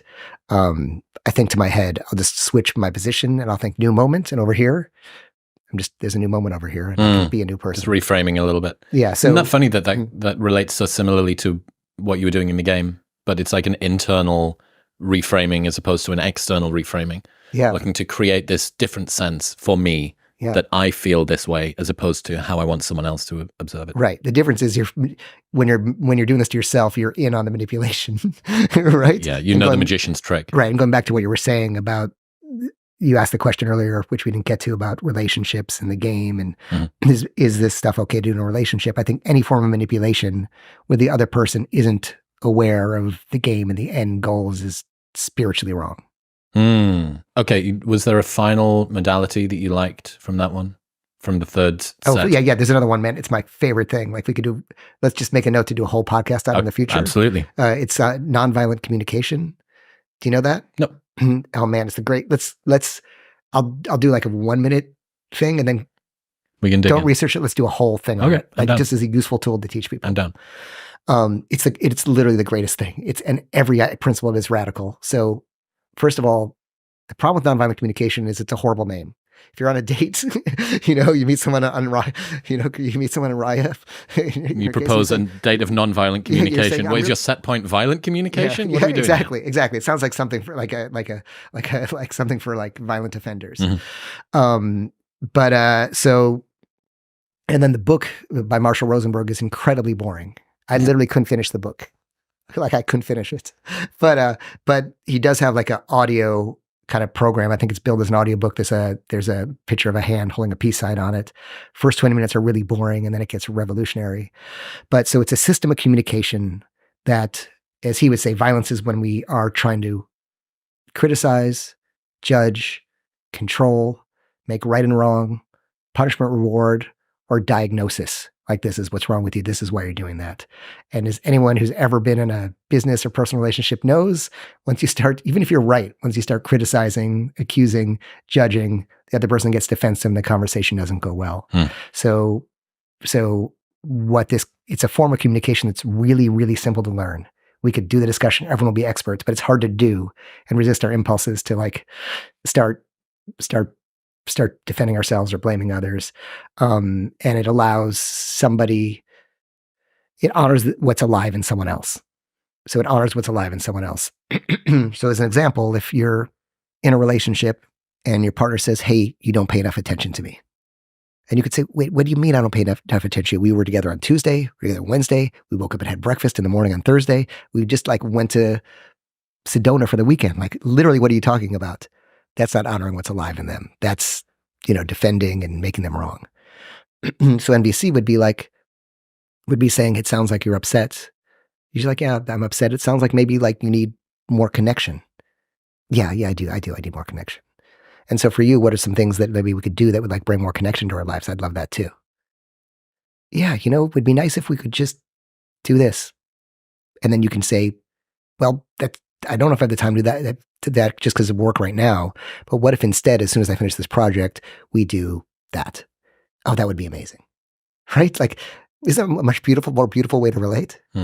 We'll get back to talking to Neil in 1 minute, but first I need to tell you about Nomatic. Nomatic make the best luggage on the planet. This travel backpack is a complete game changer. If you haven't tried properly well-engineered backpacks and luggage, it can change your life. The team at Nomatic make the most functional, durable, and innovative backpacks, bags, luggage, accessories, and more, all backed by a lifetime warranty. Whether it's for travel, photography, or everyday use, Nomatic has some of the best gear available. Best of all, Nomatic has a lifetime warranty on all of its pieces. So if anything breaks in any of the pieces that you have during the entire life of the product, they will fix it for free. So this is the last backpack that you'll ever have to buy. And I'm not the only one who thinks that. Nomatic products have thousands of 5-star reviews from real customers that all love their gear. Right now, you can get a 20% discount off everything site-wide by going to the link in the show notes below or heading to nomatic.com/modernwisdom and using the code modernwisdom at checkout. That's nomatic.com/modernwisdom and modernwisdom at checkout. One of my favorite things to do with criticism for the podcast, if someone says, you haven't had enough people from X perspective, opinion, viewpoint on. If it's someone that I think deserves a response, a lot of the time I'll say, interesting piece of feedback, who would you suggest? Like, who do you think would be really good from whatever it is? And it almost always neutralizes any of the antagonism that you see online. And I think it's because so little communication that we are used to now is done in a collaborative way. And you can have that sort of adversarial, antagonistic relationship bleed into your relationship too, right? Your intimate relationship, because you want to be right. Yeah. And if you see that your partner is misviewing the world and reality in some way, you're going to think, well, if I can just get them to see the truth, my truth, which may not be the truth at all, obviously. Exactly. And even if you do get them to see your side, that's not their perspective. Their perspective is their truth. That is what they're seeing. Yeah. So yeah, that's very interesting. You just nailed it. That's it. Their perspectives, they're like they're kind of, what's true is they're thinking and feeling that, and you can honor that truth without ever making them right, without ever saying that's happened or making that wrong. I would imagine that people probably have a concern about, for want of a better term, indulging a delusion. This person, maybe you are right, and I have spent a ton of time with them recently. Some people would be scared that by not correcting that incorrect view of how they're seeing the world, that this person is going to continue to sort of see this non-representative perspective. Whether you do it or not, they'll always continue to see it because it's just a narrative. Like, I think we all know, if we've ever dated somebody who had real abandonment fears, that there's no amount of behavior on us that's going to change the way they feel about your lack of presence or not being abandoned. Like, you know what I mean? You could be with them 7 hours a day and they're like, oh, you're on your, 24 hours a day, 7 days a week. And you check your phone once and they're like, I just felt so disconnected when you did that. Why'd you check your phone like that? And then you can decide, but if you just honor what's alive in them and this keeps going on, it's a pattern, then you can have another discussion in a way. Just say, hey, I love this, and this is the thing that's challenging for me. Can we discuss it? But we'll dive deep into NVC, because there's a little formula that's, and there's a lot of radical thoughts attached to it that that you can use to, when the energy is coming at you, to discharge it, and also so you don't set someone off. I'll give you some examples later where things like it literally just took a tense moment and created peace. That's awesome. Yeah. I think a lot of people want that. Yeah. It's great, and all the ideas attached to it are just mind blowing. So your other question was enmeshment, right? But let me ask you. You said you were going through this therapy. Would you use course or this? I'm just doing therapy twice a week. And what are the things you're doing? Just talk therapy, classic psychotherapy. It's like psychodynamically informed in some ways, I guess. And I could probably lean into more of the psychodynamic stuff if I asked to. I could get on the couch and point in the other direction and do the things. And it's just the first time that I've ever done it consistently. So it's been a bit of an eye opener, I guess. Yeah. I'd be interested. Have you ever done like one of those things like we're talking about, like the Meadows or the Hoffman process or anything like that? No, I'd like to. Yeah, I think it'd be great. I think it'd like just to crack yourself open a little bit and like see what's there. Because we were talking about parents and stuff like that. Like you seem to have something where you're, I don't know. I like perceive you as having two parts of yourself that you're wrestling with, like a very, very analytical part that's trying to understand things and with this great way, and this other part of yourself that's just emotional part that wants to be free. Yeah, I think I've done quite a lot of reflection on this, and I realized that I'm a way more sensitive person than I let myself believe for most of my 20s. So I didn't like the idea of being sensitive or emotional. I was a club promoter for 15 years, this, leader of one of the biggest events companies in the UK. I'm stood on the front door of nightclubs. Everyone's cool or in VIP and they're wearing expensive watches. And it's, like house music and hip hop and bottle service and all the rest of it. Like that's not the place to very easily show your sensitive side. Plus, I think I'd associated sensitivity with fragility and vulnerability. And I didn't want to feel weak. I wanted to be seen as a man. I was unpopular and a bit bullied in school and socially quite awkward until like probably my mid-20s, to be honest. And then I think that meant that when I got into my 20s, I denied the sensitive aspect of myself. And then it also, another reason that I didn't do it is that it didn't fit with the way that I presented. So male model, club promoter, DJ, reality TV person a couple of years later, also kind of sensitive, cries at Christmas movies, kind of desperately wants connection and affection and attention. And those two things didn't seem to make sense. And I wanted desperately to be understood by people. So when there was discordance between what I felt and how I looked, I was prepared to nerf one of those so that it fitted in line with the other one. So I think I denied the sensitive side of myself for a very long time. That's something that I'm still working through at the moment. And the other side, so that's the emotional side that I'm trying to integrate. And on the other side, the analytical side is just straight up fear of lack of safety. And if I can understand the exact process of how to gain muscle or improve my health or be more productive or become successful or make money or do all the rest of those things, the chaos of uncertainty out there in the world is brought under my control. That's why I'm such a fan of intentionalism and agency, because that gives me control over the path that my life is going forward. I'm no longer at the mercy of the whims of whatever the world is going to throw at me. I have control. And these two things are in conflict, right? Because not exclusively, but much of it is in conflict because I want to embrace emotions and have a nature whilst also being the author of my own life and the architect of the direction that I'm moving forward. And I think that for a lot of people, especially guys, but also girls too, this is an odd duality to kind of admit. I have sensitivities and emotions and needs, and I want to be seen, and I want to be like affectionately validated by the people that I care about and people that I respect. And also, I don't want to. I want to author the direction that this goes in. So it's kind of like these two things are in orbit with each other. Yeah. And do you think it's control or the illusion of control?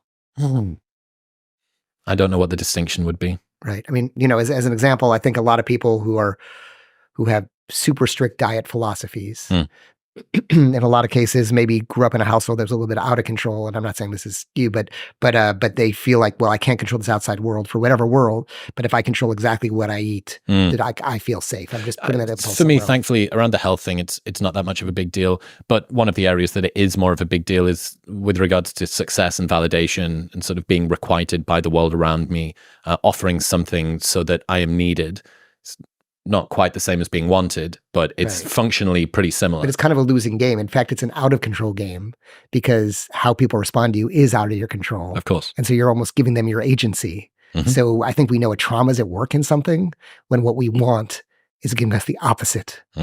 Right? So if you're saying, well, I need to control these things to be safe, are we really safe? And are we giving away our control by being dependent on these things and dependent on other people's outcomes and things like that?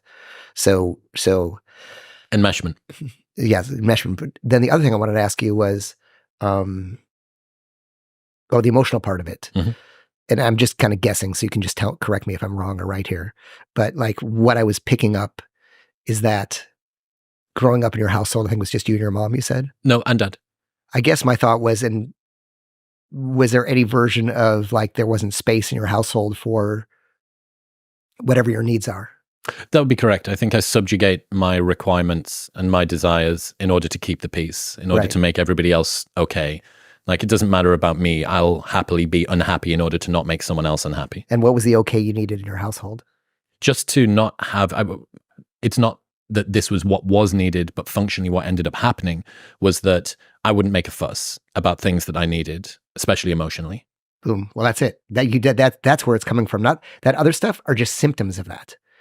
You were taught early on that your emotions, you're making a quote fuss, is a burden to other people, or it has negative effects on the household. And so not making a fuss and keeping that in is your wiring, right? That's the way you're wired. So it wasn't that being a bouncer and a male model and a reality show, this is what the mask I had to wear.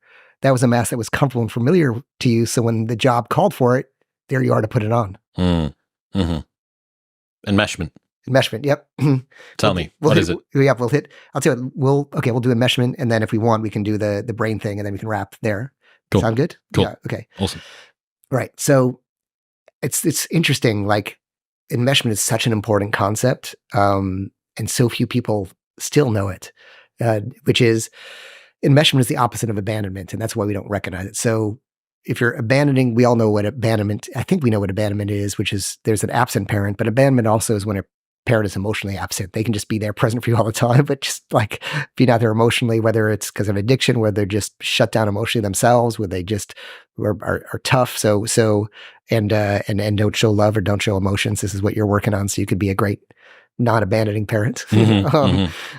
So in abandonment, a parent's not there to meet your needs, whether emotional or physical. There's the short way of saying it. In enmeshment, what do you think that is then? An over-reliance on each other for emotional needs and support? Well, the child needs to rely on the parent. That's healthy parent. Healthy parenting is the child relies on the parent for their emotional and physical needs and they get them met, right? And so the enmeshment is when the child's role is to meet the parent's needs. Here's some examples, right? And so we don't recognize this because abandonment is disempowering. Like at least I'm like, if I mattered, that parent would still be, if I mattered, they'd care, they'd be here. Sometimes if we're like 4 or 5 and a parent passes away and we're too young, maybe 3 or 2, we're too young, we can still take responsibility for that. There are a lot of things that might, whatever the parent's intention is, it's the way we receive it. So enmeshment is, examples are, examples in which children meet their parents' needs could be, one is a parent who's really depressed and you're trying to cheer him up. I remember interviewing Jay Leno for Rolling Stone, and his mom was super depressed and he was always trying to cheer her up, and thus he becomes the comedian, right? So a sign of abandonment, a sign of abandonment is, feeling sorry for yourself. A sign of enmeshment is feeling sorry for the parent. So a highly anxious parent. So an example is, if a parent says, come home at this time because they feel like that's a good boundary to set, sounds like healthy parenting. If a parent's saying, come home at this time because I'm going to worry about you, that's making your worry their problem. And then the same behavior can be sort of enmeshing. So highly anxious, highly depressed. A lot of times a parent makes a child your surrogate therapist, right? The parent's coming to you and complaining and talking about their life, and you're fulfilling the role of a therapist or of an emotional partner. Right? So you could have a dad or a mom I'll give you a quick story of this. When they make you their best friend, or they make you like something that's reflected on their self-esteem, daddy's little girl, mommy's little man, whatever it is, this is enmeshment. I remember I was doing makeup for a TV thing, and the makeup artist was saying she'd never been in a healthy relationship, and she just like at some point her partner gets too needy and she breaks away. I'm like, oh, interesting. I bet you were enmeshed. And I tell her what it is. She rolls up her sleeve and has a tattoo that says daddy's little girl. So basically what it is, when you're forced to parentify or adult yourself too soon, right? It could be just you're taking care of the family, you're filling that role, or you're managing their divorce and making the peace in the family. You lose a part of your childhood. And so when you experience love again, you're like, oh no, I'm not doing this again. This is familiar. I'm not going to be free. And so consequently, people who are enmeshed, and tell me if this is your pattern at all, they'll choose, they see the role. It's hard for them to have true intimacy because they see the role as to help and fix. So they date projects. They date people they can help and fix, because if I can't help and fix you, what good am I? That's my role, right? And then what happens after a while is they realize they can't help and fix the partner. The partner's too needy. They get resentful. They start to break away or cheat or act out in some other way or just get resentful. So that's how do people unpick enmeshment? Undo enmeshment? Yeah, in adult life. Yeah, I think sure. I think the steps are, first is and this goes for anything. First, you need the self-awareness, right? Number one is you need the self-awareness saying, this is how I raise, this is how I respond. Self-awareness is the hardest step of everything, because when we're self-aware of shit, we usually keep doing it. Then we just beat ourselves up afterward, right? So the next step is what we talked about earlier, some sort of release, some sort of, deep therapeutic work where you just release that energy. And then the other steps were kind of what we talked about, doing the reparenting piece. And I think there's a forgiveness piece. People put it too soon, but I think that forgiving yourself and forgiving the other person and letting go of that energy. So I think we can I forget exactly the way I think about it. There's 4 or 5 steps of healing that starts with awareness and sort of the release and the accountability and the reparenting and the forgiveness. It's so interesting, man. Looking at why we behave the way that we do, again, as someone who's such a huge fan of being the author and architect of my own direction, and then realizing that there's these patterns, maybe even pre-verbal, maybe even things that you can't remember, that are marionetting you from, beyond the infant grave. Yeah, it's like parental, it's cultural, it's, genetic, it's ancestral. There are all these strings. And I do think one of the goals of life is to recognize the strings and cut them and be free. I think a lot of people, again, especially guys, are struggling with authenticity, with working out who they are. I think a lot of people would say something to the extent of, I don't really know who I am. Yeah, and you don't. You can always keep learning. And I think I don't like the authenticity. By the way, I do understand authenticity in terms of who I'm presenting on the outside is who I'm who I am on the inside with appropriate boundaries, but I think when I talk to someone who's saying I'm trying to find my authentic self, I'm like, man, that's just it's like a mental game. How are you ever going to find your authentic self? How are you going to know which part of you is authentic? Because you and I, for example, have been through many phases in our life, and each time it felt very authentic, right? Right now we're relating authentically, and I can only hope that 4 years from now we listen to this conversation and I'm like, God, what nonsense the fuck is I doing? It's talking about. So I have another way I think about it, which is because it's easier to quantify, so you'll appreciate this, right? How do you measure authenticity, right? So the creative self versus the destructive self. So the destructive self is, harmful to myself, harmful to others, making a mess of things, right? Breaking relationships, beating myself up, versus the creative self, which is good to myself, good to others, putting great things out into the world. And so I just think is the behavior, if I can quantify creative destructive, it's an easier way that I can find a path of certainty, or a more certain path. There's no certain path, but find a more clear path to move on. My favorite question around that is, what would you tomorrow want you today to do? What would you tomorrow want you today to do? You have this decision in front of you, whether or not to eat the cookie or not eat the cookie, whether or not to sleep with that girl or not to sleep with that girl, whether or not to say this particular thing in this particular way or reply to that tweet. What would you tomorrow want you today to do? I like that. And I like the perspective. Yeah, tomorrow is easier than thinking at the end of your life. Correct. If you're the parent. It's too hard. It's way too hard. What's going to be on? Do you really want this on your epigraph? I don't fucking know, dude. How am I don't know when I'm going to die.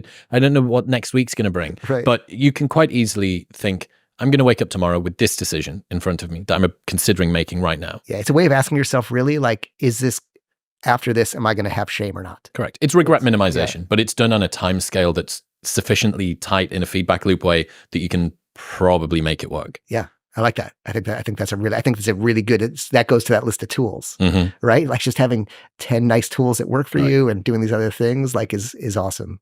And so I'll just answer your last question, then we'll wrap, because I don't want to be conscious on the exhaustion at which not exhaustion, but I really feel like I don't know how long we've been talking, but I really about approaching 2 hours now. Okay, I think that's plenty for everybody else. All right. I could go on and talk to you forever. But I want to have mercy on the people listening to this at 1.5 speed on their podcast app.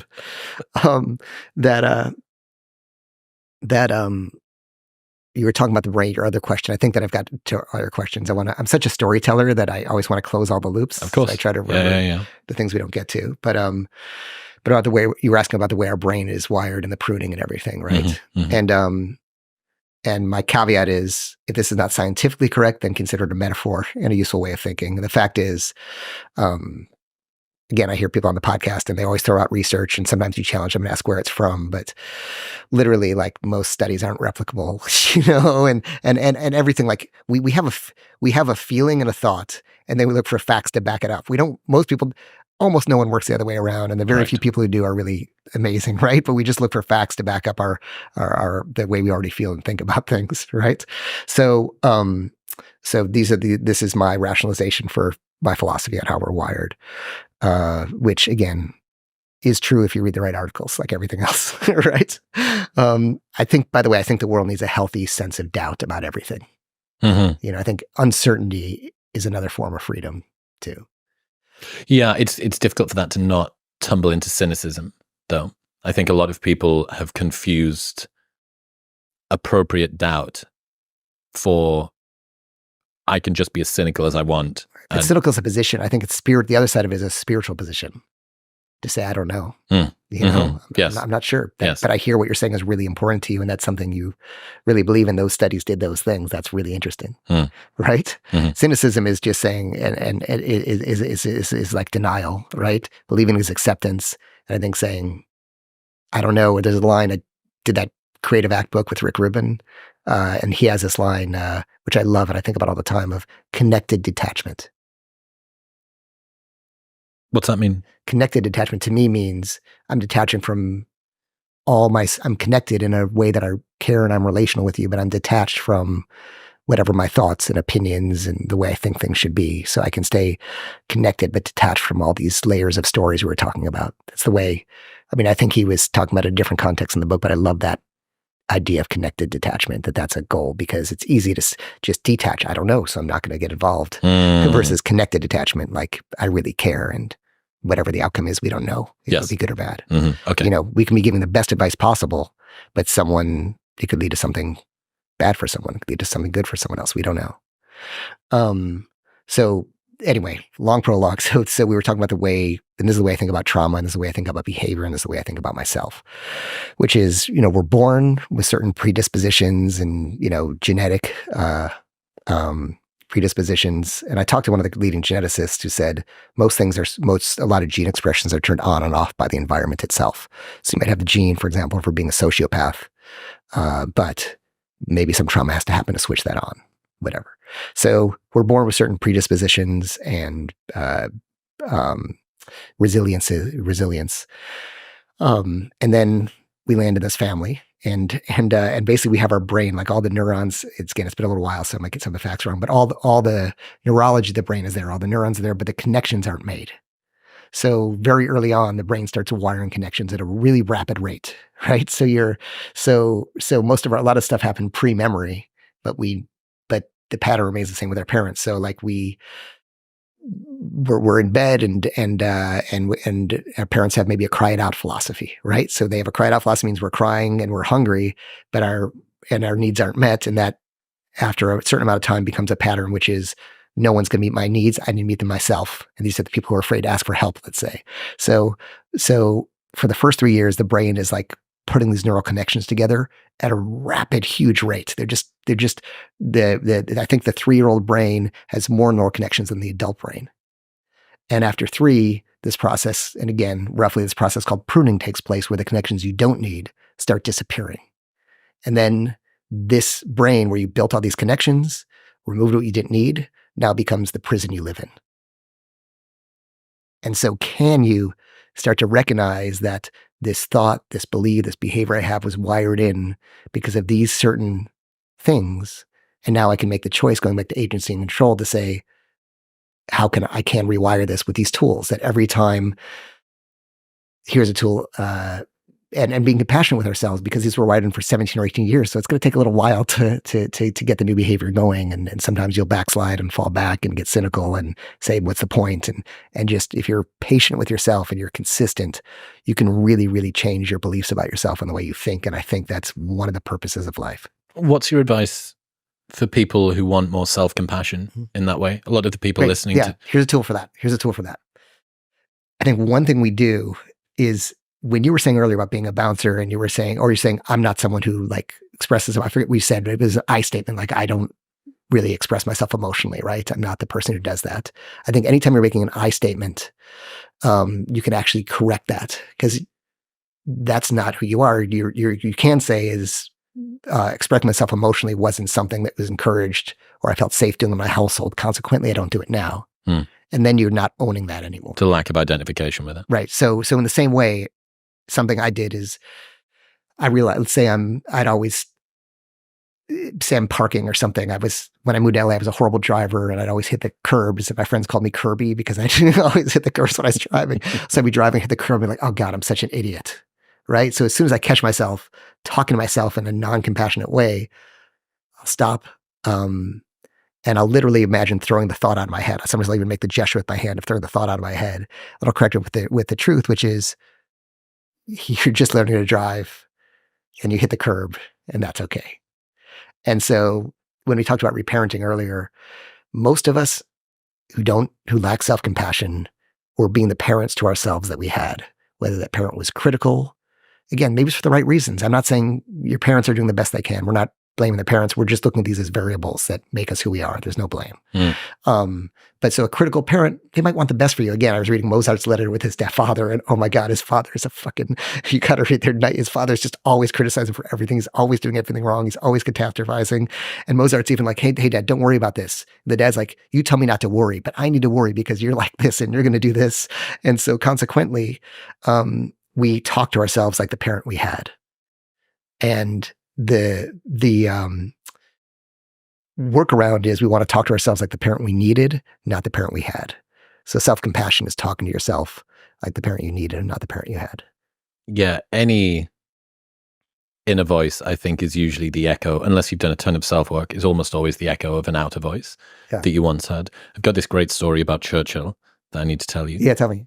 In September 1893, Churchill was admitted on his third attempt to the Sandhurst Military College. He wrote to his father, I was so glad to be able to send you the good news on Thursday. His father, a former Chancellor of the Exchequer and leader of the House of Commons, wrote back a week later, you should be ashamed of your slovenly, happy-go-lucky, harum-scarum style of work. Never have I received a really good report of your conduct from any headmaster or tutor. Always behind, incessant complaints of a total want of application to your work. You have failed to get into the 60th Rifles, the finest regiment in the army. You have imposed on me an extra charge of some £200 per year. Do not think that I am going to take the trouble of writing you long letters after every failure you commit and undergo. I no longer attach the slightest weight to anything you may say. If you cannot prevent yourself from leading the idle, useless, unprofitable life that you had during your school days, you will become a mere social wastrel, one of the hundreds of public school failures. You will degenerate into a shabby, unhappy, and futile existence. You will have to bear the blame for all such misfortunes. Your mother sends her love. Churchill was 19. Wow. By the way, you read that so well that I almost felt the sting of the discipline. Did you have was your father disciplinarian? No, Mum was more the disciplinarian, I think. But but you read it so sternly. I felt it's just, I think anyone that's been held to high standards, I certainly was held to high standards, and that's something that resonates. The reason that story sort of really hits me is, you've got maybe one of the greatest leader of the 20th century being told, happy-go-lucky, harum-scarum style of work, you're going to be a mere social wastrel. Like, I no longer attach even the slightest sense of honesty or truth to anything that you're ever going to tell me. And it makes me feel sad for Churchill, whatever it was, June 30th, 1945, V-Day. And I bet that even after defeating the Nazis, he probably still didn't feel like he was enough. and this is the next book I'm writing. So I might use that letter in there if that's cool. Absolutely. If it's okay with Mr. Churchill. But thank you for that, because literally the next book I'm writing, and this maybe we'll wrap here, it's called The Power of Low Self-Esteem. I love that title. Yeah. Wow. And it's really about how it's how these great figures had really low self-esteem, and we do great things because it's okay to not feel like you're enough, and let that inspire you to do great things, Wow. And dude, so, I love the title. Yeah. I absolutely adore the title of that. And so maybe the greatest self-compassion we can have for ourselves is being compassionate for ourselves when we don't have self-compassion for ourselves. Meaning that, like, listen, we're never going to have control over everything, as we were saying earlier. We're never going to be perfect. We're never get rid of all our trauma. We're never going to always love ourselves. We're never going to feel like we fit in and belong. And accepting that there's like that there's a reason for that. And it's great to sometimes feel like you don't belong, because maybe you're nicer to people because you want to belong. It's great to feel maybe like you haven't done enough because you're going to want to do more and improve the world. So all these things, instead of striving for perfection, we can see the gifts in them. ... And that's okay. I think it's very interesting. I've spent so much time over the last probably 3 or 4 years being obsessed by the price that elite performers pay to be the person that you admire. Elon Musk was on Lex's show about 6 months ago, and you're talking about richest man in the world, doing robot dances on stage in Japan and sending cars into space and stuff. And Lex asks sort of, what's the texture of your mind like? And Elon thinks for a second, and he says, my mind is a storm. Most people would think that they want to be me, but they don't know. They don't understand. And I'm obsessed with that question about the price that people that we admire pay to be the person that we admire. That's exactly it. What you said about Elon can go back to having empathy. So some people might say, like, what's he doing on Twitter? This is toxic, whatever it is. Some people, whatever your opinions may be, you can say, okay, here's a person who needs to be in chaos and intensity just to feel normal. Mm-hmm. And he's replicating that. And it's not about anything else. Neil Strauss, ladies and gentlemen. Neil, I really appreciate you. It's been so great to catch up. It's been a long time coming. What should people expect from you over the next however long? What are you working on? Yeah, man, I've just to do just the next new books. I'm really into we didn't even talk about these podcasts where I kind of find missing people. I love them. Where should people go? What's that one called? The new one's called To Die For. It's like about a Russian seducer, a woman who was trained in seduction, but the reverse side of it, to like get the secrets from men and sometimes kill them. Wow. But what's fascinating, by the way, which is, so when I interviewed her, she hot? You'll have to watch it. Okay. But she, in this case, like anything else, it doesn't matter. It's how you use what you have, let's say. But a lot of things she was learning in like the early 2000s in the FSB, the kind of successor to the KGB, was like exactly what the pickup artists were doing at the same time. Wow, she's the female Neil. Yeah, it was fascinating. But more vicious and deadly. Yeah. That's awesome. So people can check that one out. What's that called? To Die For. To Die For. And you've done some other... To Live and Die in LA was just like a missing, again, like I think I just follow whatever I'm excited and curious about, I just follow. There's no break. It was just someone missing in my neighborhood, and myself and Ingrid, my wife at the time, and a couple neighbors, Mike, who you should have on the show, Mike Einziger from Incubus. He's a great, brilliant guy. Him and his wife, who are neighbors, Anne-Marie, we just tried to help. And so that was this To Live and Die in LA podcast. People should also follow you on Instagram. I very much appreciate your pithy aphorisms on there. My favorite one from last show, which I must have repurposed a gazillion times: unspoken expectations are premeditated resentments. And that, by the way, that's a quote from a therapist in the game. That's fine. Yeah. You were the one that repurposed. But it's such a good line, and we'll close to, because it's a good thing to think about. Unspoken expectations are premeditated resentments. It's so deep. I love it. Phenomenal. Neil, I appreciate you. Thank you, man. Thanks, Chris. Thank you very much for tuning in. If you enjoyed that episode with Neil, you will love my 3-hour-long conversation with Jordan Peterson, which you can watch right here.